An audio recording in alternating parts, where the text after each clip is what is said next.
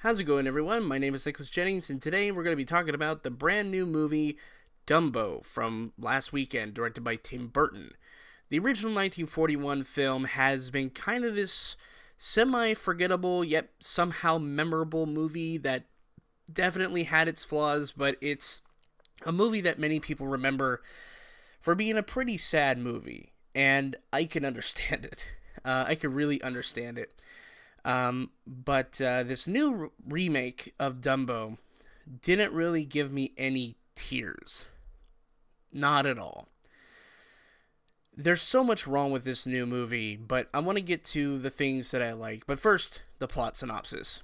It's 1919. The Medici Brothers Circus has been in a downward trend. It's been taken out. It's not making a lot of money, and this World War One army person, played by Colin Farrell, returns home to find that the Medici Brothers Circus is in disarray. But they have a brand new animal attraction named Dumbo.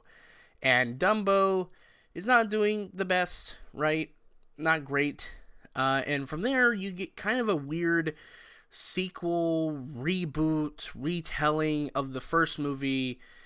And it's a very jumbled mess. So let's start with the things I like about this film. Firstly, I like the CG for Dumbo. Dumbo looks adorable in his scenes where he needs to be adorable. It's cute. It's well detailed. I like some of the cinematography choices. There's some nice looking shots of sunsets. There's some really good shots everywhere. Some of the visual design choices are pretty cool and interesting. And then that's about it. There really isn't a lot that I have left to say. So let's get into the things I didn't like. And for this discussion, we're going to be doing spoilers. So if you don't like spoilers, don't watch the rest of this video. Just click to the end for my score and recap. But just know I'm going to be talking about spoilers for specific scenes that again, it just doesn't work. So so there's plenty of things I don't like. The number one thing I didn't like about this film is that the film lacked emotion. There's no emotion in this movie, almost whatsoever. And there's two scenes towards the beginning of the film, in the first half of the film, that really emphasize this. And the first one comes nearly at the beginning of the movie, where Colin Farrell's character comes home. And you know those videos of those viral videos where people in the military come home, and they're met with this fanfare, right? People are crying, they're cheering, they have a cake, they have all this stuff, and it's, emotional. You get emotional when you see that kind of stuff. In this movie, nah. In this movie, you have two kids, a brother and sister, who meet their dad at the train station, and he comes out of the steam. He has no left arm at all, none.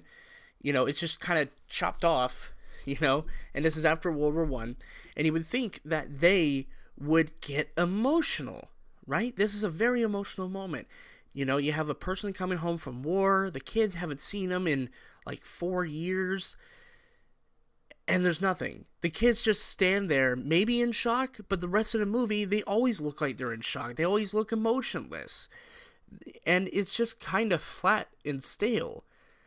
And it's so odd to see a movie like this, where it's supposed to have emotion, and you're told it's supposed to have emotion, but it doesn't say it. It's all lip service. And the key thing that happens in this scene that really solidifies it is, Colin Farrell, approaches the kids, he hugs them and says, "It's going to be all right." And the kids have no emotion. They're not even sobbing. And I'm like, that is not realistic of kids. Any person can tell you that when they were a kid, if they noticed sudden changes in, like, their father or mother's hair even, they would get upset. That's how attached kids can be to their parents. And again, these are kids who in the movie, their mother had died of influenza when he was off to war. So you would think that there would be more emotion in it. And it doesn't happen. And now the second scene I want to point out is Jumbo's the mother of Dumbo's, resale and expediting from the circus. And the focus of this scene should be on Dumbo, right? It should be a very emotional scene. His mother's being taken away, being put into a cart, and just wheeled away from the circus, and you should see that all in this scene. But guess how they ruin it? They ruin it by, instead of focusing on medium close-up shots of Dumbo running to his mother, as the mother's being taken away, and letting the emotion really sink in with really powerful music and no dialogue, instead, the cinematographer chooses to have these wide shots of not just Dumbo, but everyone in the circus reacting to what is going on with Jumbo being put into the cage, with a lot of insert shots of different carnies' faces, and it doesn't work. It doesn't work, and I'll tell you why it doesn't work. Again, the focus of the scene is on Dumbo and his mom. That's the conflict. The conflict is his mother's being taken away, and Dumbo's reacting to it. It's him getting emotional, and while the emotion is kind of on his face, the majority of the shots in that scene are on the human characters, which is not the focus. It's not the focus. It's like if the DeLorean scene, the very last DeLorean scene in 1955, where Marty is driving through town trying to get to the wire to be sent back to 1985. It's like if we take that scene, but only focused on people watching it. Yeah. That would have been terrible. That would have taken away from the emotion of that sequence. That's terrible. It's terrible to talk about. And that's what happened with this scene. And of course, the story goes, he gets his flight, he learns how to fly, which is also kind of stupid, because in this version, he has to suck up the feathers in his trunk, thus suffocating him to the point where he has to fly. It really doesn't make sense. In fact, there's one thing that doesn't make sense, and that is the theme of science versus realism, or science versus belief. And that's rarely touched upon. And when you try to make a realistic version of this story, right? You try to make a realistic version of this story, and it just ends up backfiring, because you just know that, elephants breathe through their long nose. And so it's like if I took a pencil and I shoved it up my nose, giving myself a lobotomy in the meantime, just so I can write better. That's stupid. It's really dumb. They also have a couple points in the first act where, they have certain things that they set up for big reveals and they don't do it. For example, Colin Farrell's character is escorting the elephants into the circus ring, and there's these two people in the crowd that say, "Isn't that the guy who walked away from World War I?" And you think that's a setup for something later on, or some deep character moment for Colin Farrell to go through. But no, there's nothing. In fact, that scene is just done for nothing, because there's no payoff for it. There really isn't. In fact, his military record doesn't even come up again until Vanderveer is like, "Oh yeah, I looked up your record, and you rode horses, so we're going to give you an act where you can ride horses again." So that really makes no sense at all. None whatsoever. So that's the first half of the movie. The second half of the movie becomes so weird. So it kind of does continue from the ending of the original Dumbo, where Dumbo takes flight and then he gets approached by businessmen, and this is where it kind of gets weird. So Vanderveer shows up at the camp, and he's played by Michael Keaton. And everything about this character, including what he presents with Dreamland, is very much Disney. Vanderveer is a stand-in for Walt Disney, or even, dare I say it, Bob Iger, right? And if it wasn't for the context that we have now, which is Disney buying Fox, it's still, the whole sentiment would still be the same, where, he buys up smaller acts and then disassembles them. But this whole thing where it's anti-big business, because that is what Van de Veer is standing for, is big business buying up small businesses. That whole message, that whole theme is hollow. It's shallow. Why? Because it's Disney presenting it. If it was a smaller independent movie that had barely any backers, I could stand for it. Because it's not made by big business. And that's what this movie epitomizes, and it's this, a lot of this, progressive writing in this movie is all lip service. It pretty much is, and it all rings hollow. It just does. Because none of it actually has any sort of consequence or weight. That's what I have to say. And even Dreamland looks like Disneyland, right? It's all just commentating, but never without any bite. There's just none of it. There's no bite in it. And that's why I'm saying there's no consequence, because there's just no biting, anything about this commentary.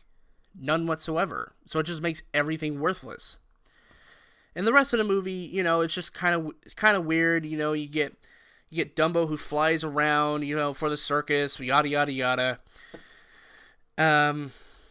Yeah, there's there's really nothing else I can really say about this movie that hasn't already been said before.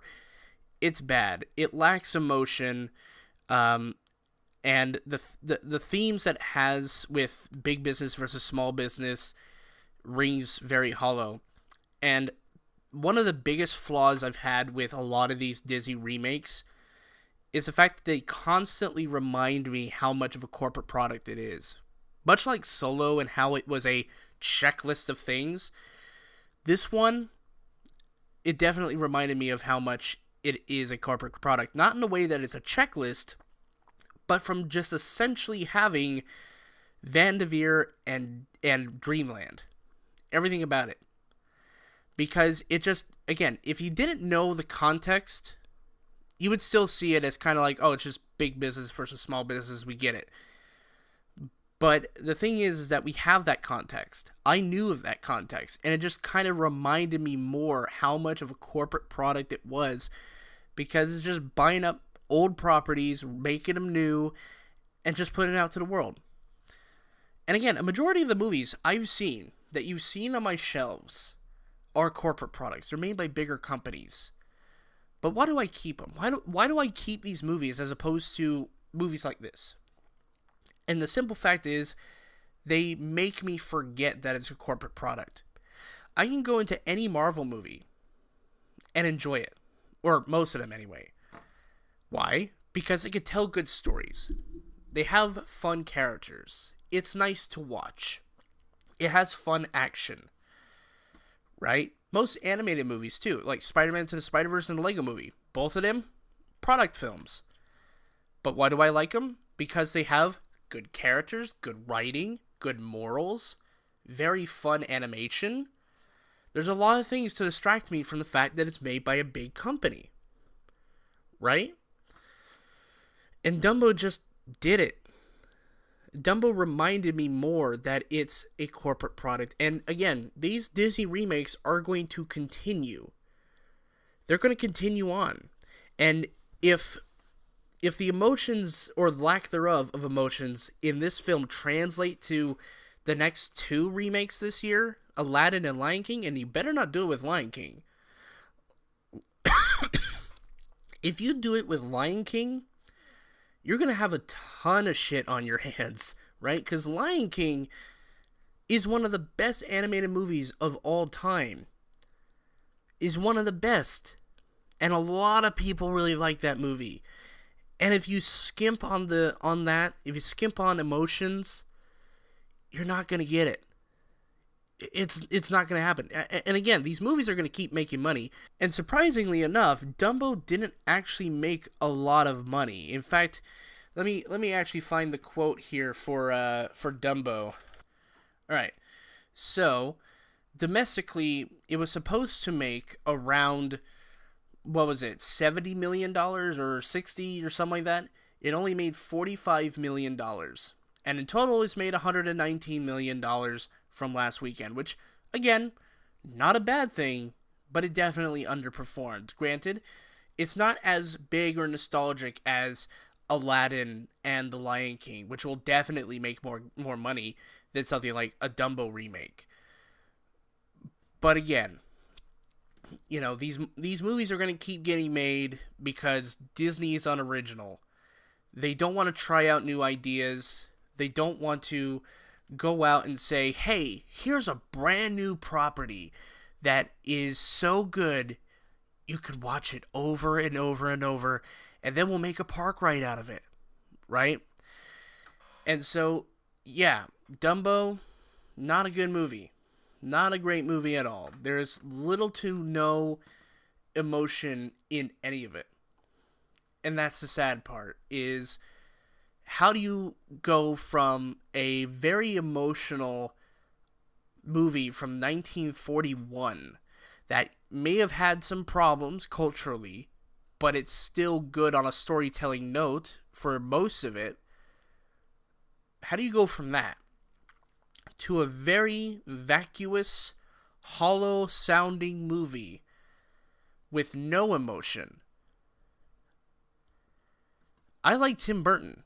He's one of my favorite directors. But this was one of the biggest mistakes of his career. A lot of people didn't like the Alice in Wonderland remake, but to me, this is the worst. This is the worst Disney remake I have ever seen. Ever. And I've seen all of them.